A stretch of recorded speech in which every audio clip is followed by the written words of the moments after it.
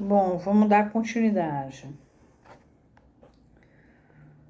A gente está na página 72. Voltemo-nos para outro fator que apoia essa concepção oposta das cenas construídas na infância.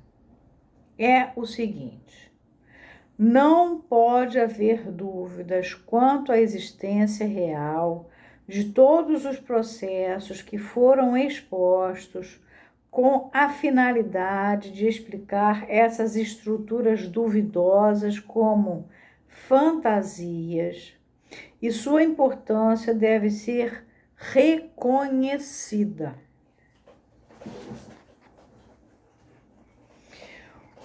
O desvio de interesse, aí ele vai discutir com o tradutor aqui. Tenho boas razões para preferir dizer o desvio da libido de conflitos correntes. Abre uma chave. Quanto à opinião de Freud sobre a relação entre libido e interesse, ver o final da primeira parte de seu artigo Narcisismo, 1914. Reparem que preservou a vontade do editor, mas ele, Freud, bota esta nota. Então, vamos manter a vontade do Freud. O desvio da libido de conflitos correntes, das incumbências da vida real, a existência de fantasias na qualidade de substitutos de ações não realizadas. Não fez uma coisa, fantasia que fez. A tendência regressiva que se expressa nesses produtos, travessão, regressiva em mais de um sentido, na medida em que estão envolvidos simultaneamente um recuo diante da vida e um retorno ao passado. Todas essas coisas se confirmam, são regularmente confirmadas pela análise. A questão da regressão, que tanto é porque é um retorno ao passado, como o fato dele não conseguir arcar com andar para frente, o que ele faz? Ele regride a uma etapa anterior da libido, por isso o uso da palavra libido. Vocês lembram que no caso do Homem dos Lobos, ele regride da fase fálica para sádico anal, mas a parte passiva da sádico anal, mais agressiva ainda, o masoquismo. Lembram disso? Está no outro vídeo. Ainda quando a gente está trabalhando com o sonho, é no final do trabalho com o sonho. Poder-se-ia pensar que seriam também suficientes para explicar as supostas reminiscências, as lembranças da primitiva infância que estão em discussão. E de acordo com o princípio da economia na ciência, que aqui está escrito comumente conhecida como a lâmina de Ockham, não, é a navalha de Ockham que a gente usa. Aliás, usa-se muito, Jacques Lamelaire usa, Célio Garcia usou, se usa muito a noção da navalha de Ockham. Cortar pelo mais, a economia mesmo, mais econômico. Tal explicação levaria vantagem sobre outra que é inadequada, sem o apoio de novas e surpreendentes hipóteses.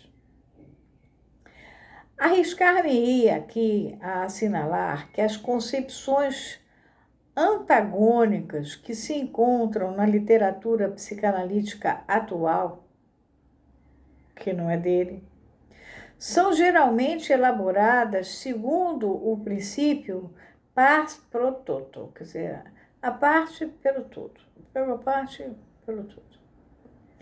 De uma combinação altamente composta, uma parte dos fatores operativos é destacada e proclamada como verdade. E, em seu favor, contradiz então a outra parte, junto com toda a combinação. Se observamos um pouco mais de perto para verificar a que grupo de fatores foi dada preferência, descobriremos ser aquele que contém material já conhecido de outras fontes ou aquele que pode mais facilmente ser relacionado com esse material. Desse modo, Jung seleciona atualidade e regressão, e Adler, motivos egoístas. O que é deixado de lado, no entanto, e rejeitado como falso, é precisamente o que é novo em psicanálise e peculiar a esta. Este é o método mais fácil de repelir os progressos revolucionários e inconvenientes da psicanálise.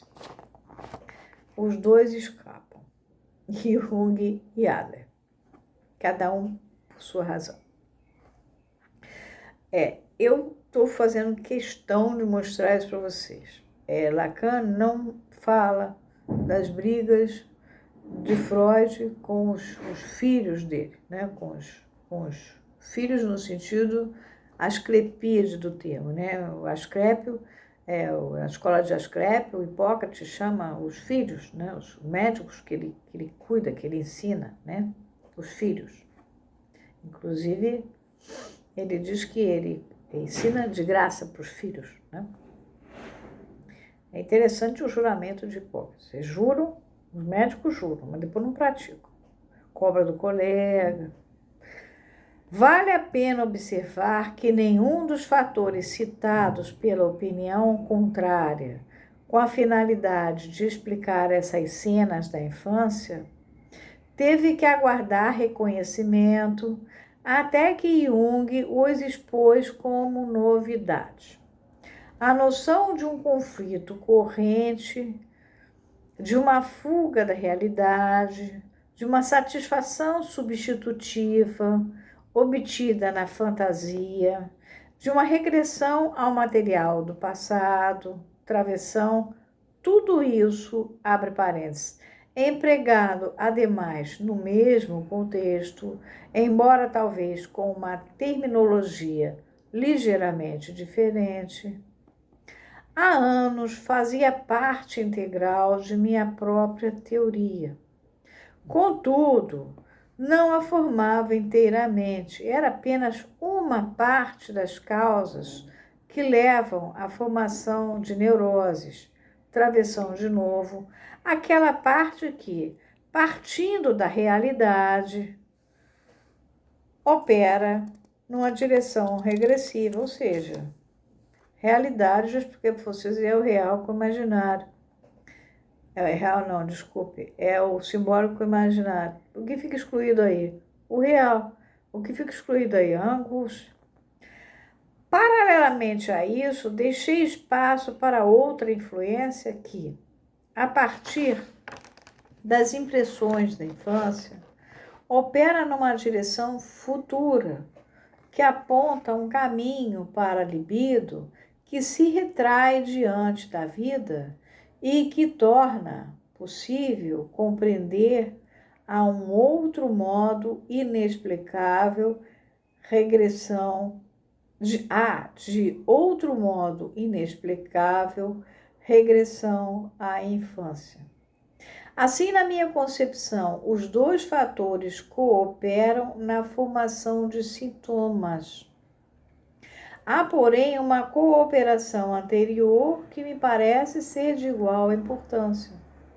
Sou de opinião que, agora em itálico tudo, a influência da infância já se faz sentir na situação com que se inicia a formação de uma neurose, de vez que desempenha um papel decisivo na ação de determinar se e em que ponto o indivíduo deixa de dominar os verdadeiros problemas.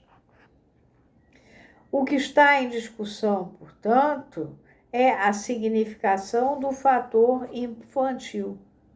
O problema é encontrar um caso que possa estabelecer essa significação para além de qualquer dúvida.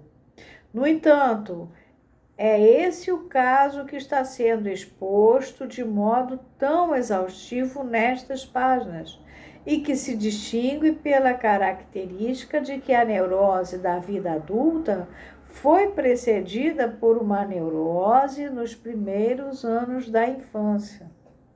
Foi exatamente por essa razão, na verdade, que eu o escolhi para ser relatado.